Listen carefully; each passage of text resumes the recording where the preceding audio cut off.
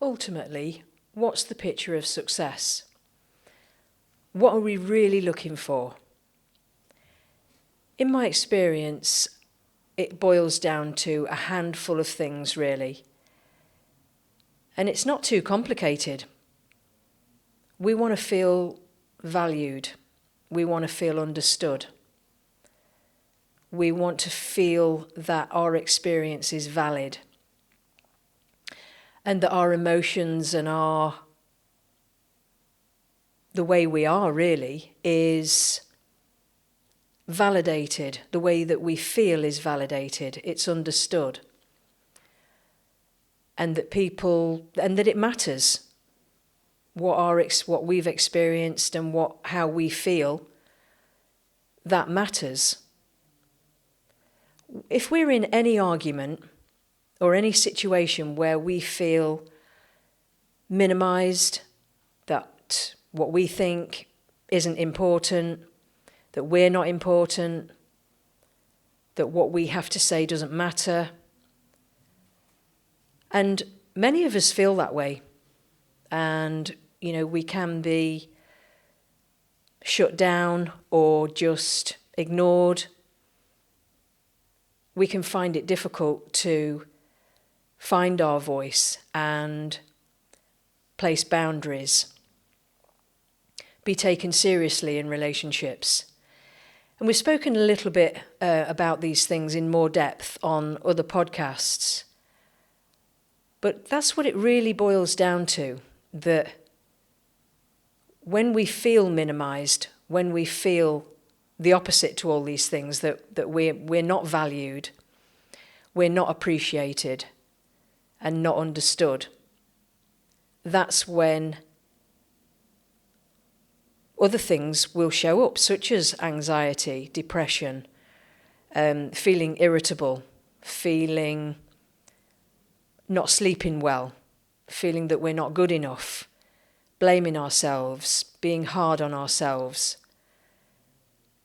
Because it's hard for us to know our own value and our own self-worth when nobody else seems to see it.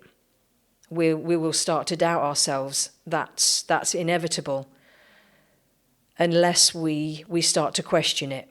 And I've gone into more detail about that, about trusting ourselves on another episode. But I guess today I want to really look at why we don't feel valued by others, but also by ourselves. Because if we do see our value, then it won't matter as much what other people think. We won't be impacted quite so much. Although, having said that, it is hard if we're surrounded by people who are negative towards us and are judgmental. It's very difficult to stay confident, to stay rooted in our own self-worth and how we see ourselves. It's likely going to be impacted if we're receiving those messages from other people, or we're in a situation, maybe we're trying to do a job that we're not that good at, but we just stay because it's safer to stay. There's loads of different reasons why we can lose our own sense of value. So how can we stay in our own value? How can we build our sense of self? And another element of trusting ourselves, really. I would say, first of all, to gain awareness. What are the things that you're saying to yourself on a daily basis? Do you beat yourself up if you make a mistake? Does it feel like you've failed, or that you've done something terrible, or that people aren't going to like you because you've not done this thing perfectly?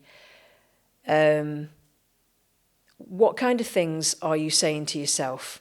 Say that's number one, to start to recognise that. Are you harder on yourself than others?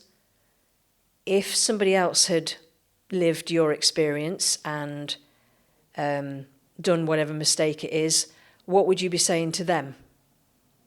Would you be saying, oh, well, actually, you just made a mistake, you didn't know, if you had more information, then you probably would have chosen something different.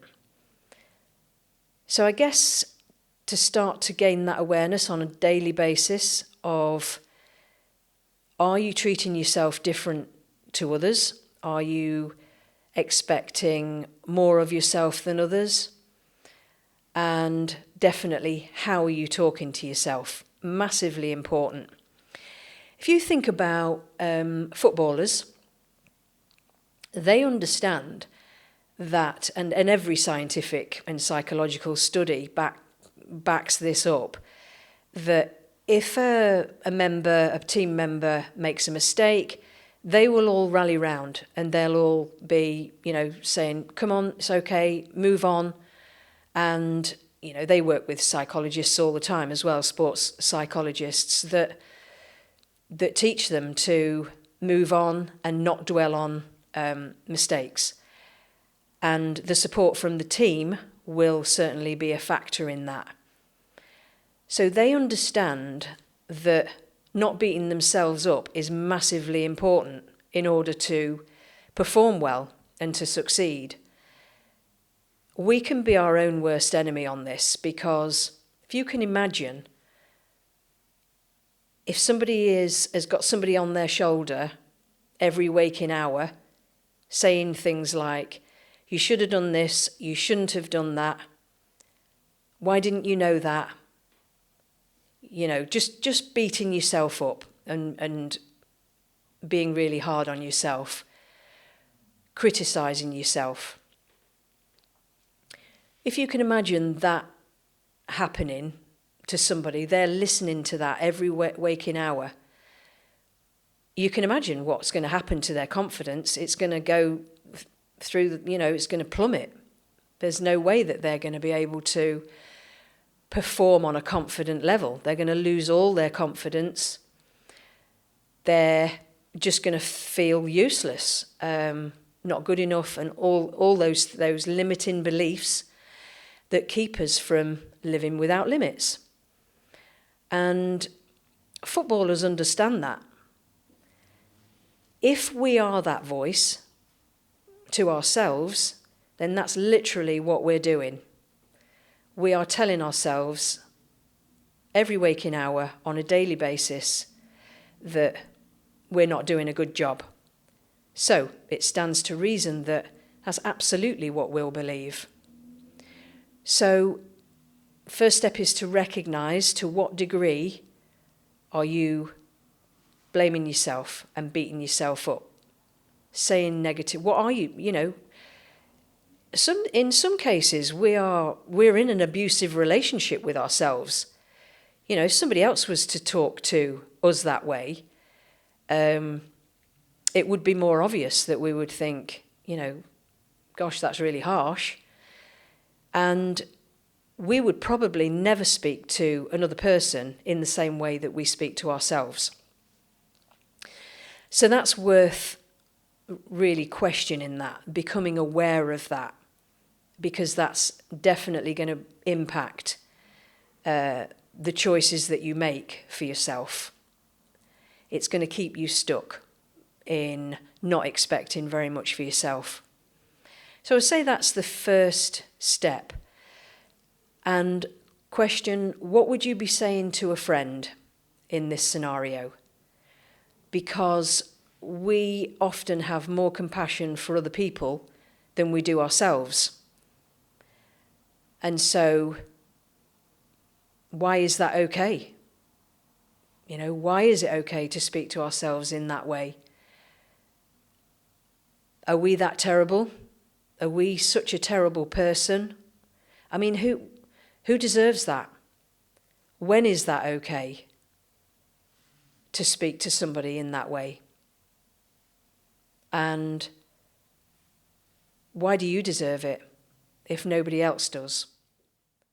This episode is sponsored by me. Super excited. The book is now out.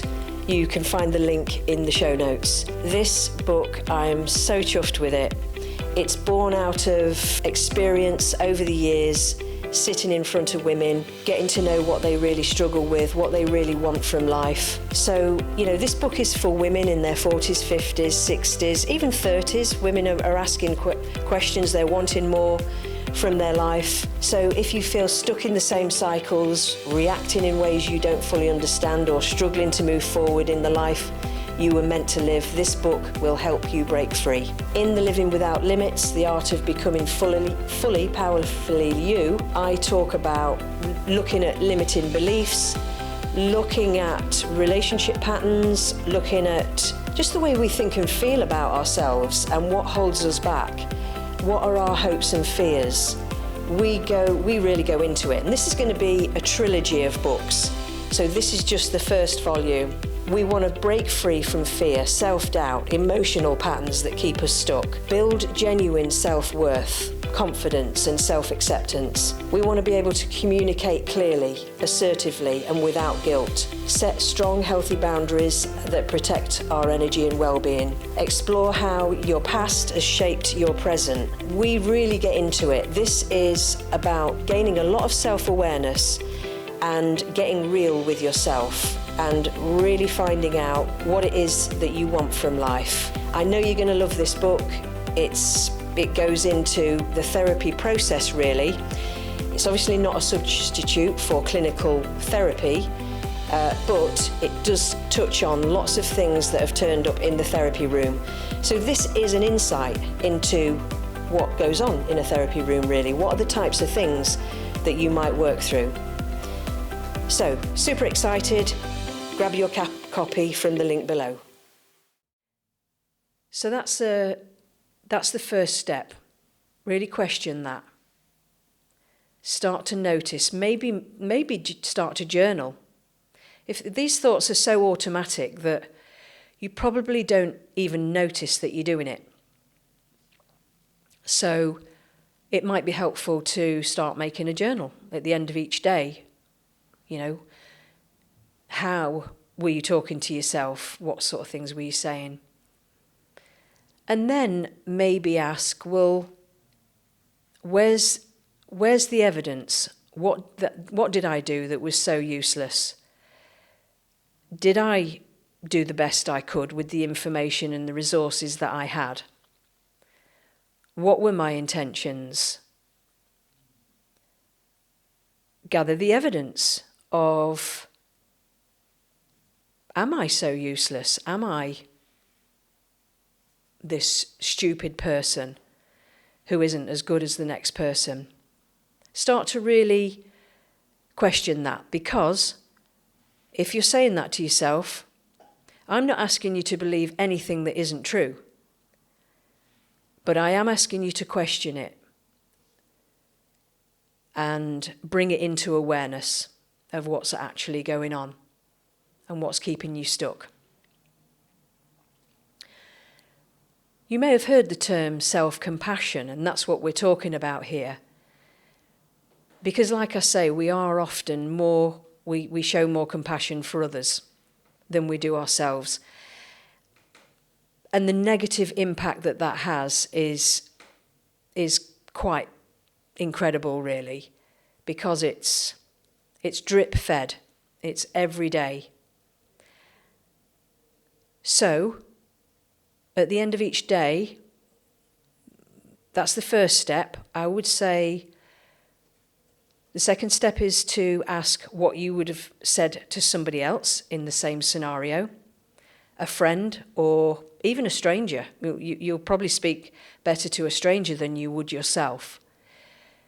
You would extend a certain level of kindness and understanding.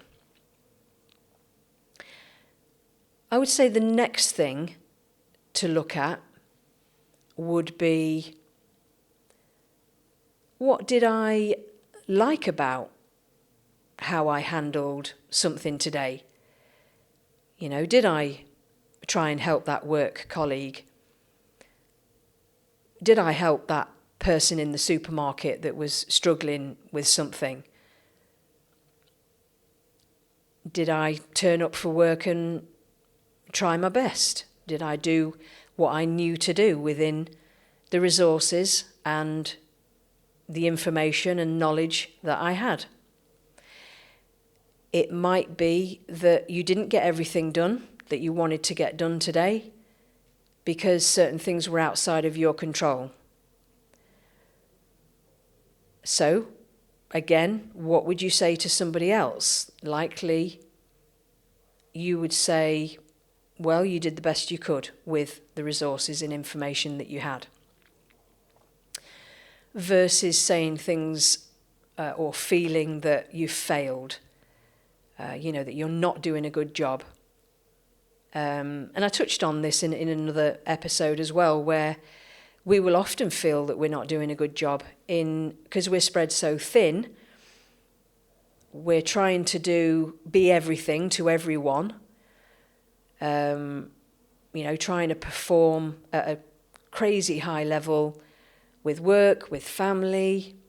Maybe we've got kids, maybe we've got parents who need our support. If you're, in your 40s and 50s, then parents can start to need more from us than previously. So we've got all these demands from different areas. It's sometimes very difficult to feel that we're doing anything well.